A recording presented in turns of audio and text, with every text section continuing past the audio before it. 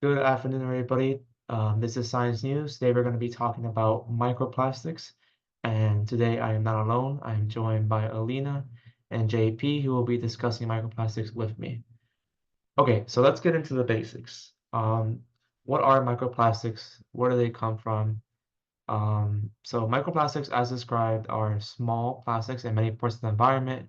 They come from many different sources and many different shapes and sizes. They typically range in the size of 1 nanometer to about 5 millimeters, and visible to the human eye, which is why you can't see them. Some microplastics are even in the air right now as you breathe. It is stated that as we breathe, every single day, we breathe about a credit card's worth of microplastics daily. And if that's not enough, they're also in the food you eat and even in some water sources you drink. So microplastics can be categorized into two different types, primary and secondary. Um, so the differences between these two is that primary plastics are made in like primary microplastics are smaller size microplastics. So they're made to be that small. These things come in things such as glitters, beads, or pellets. So next time you're having a party and you're popping a confetti, those small little glitter particles are going to be microplastics that will unfortunately go into the environment much later on. Secondary microplastics are broken down from more extensive packaging materials, including but not limited to things such as food containers, toys, and plastic packaging. So when your mom or a family member or somebody that knew a little bit about microplastics would tell you, don't drink out of a hot water bottle, plastic water bottle, was because if you left it in your car and the plastic water bottle would melt a little bit, the microplastics would seep into the water and you would just be drinking microplastics with the water. Okay, so where did these come from? Well, they came from us. Microplastics are something that came from civilization. As you know, we developed and we made plastics out of cost and convenience. Unfortunately, this convenience led to waste buildup and buildup of microplastics in our water and our food. So even if you were to take these plastics and turn them into our landfills, they're not fully decomposable and they just become smaller and turn into microplastics. So next, I'm gonna hand it over to Alina.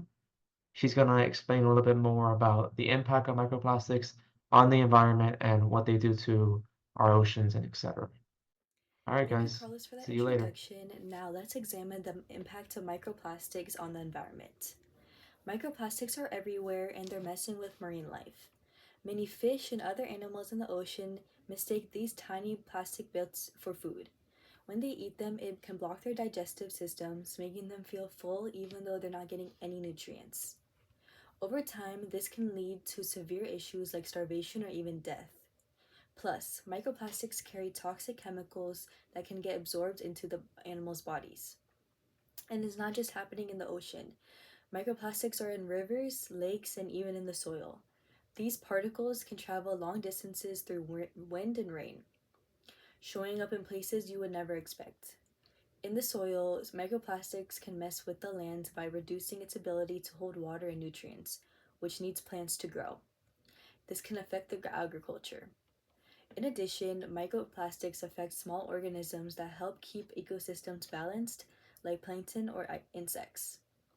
If these organisms eat microplastics and their population drops, it could destroy the entire food chain and harm biodiversity, which is crucial for the environment's health.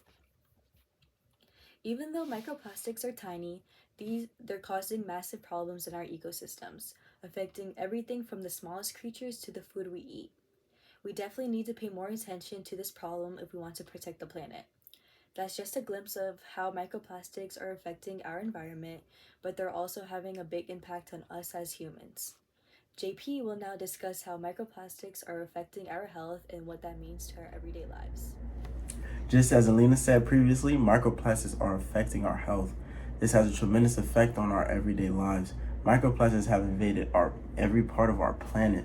They are found in various places like the ocean, rivers, our soil. But the frightening thing is, microplastics are in our food, water, and even our air. Recent studies have revealed that microplastics are present in a wide range of food products from seafood to even honey.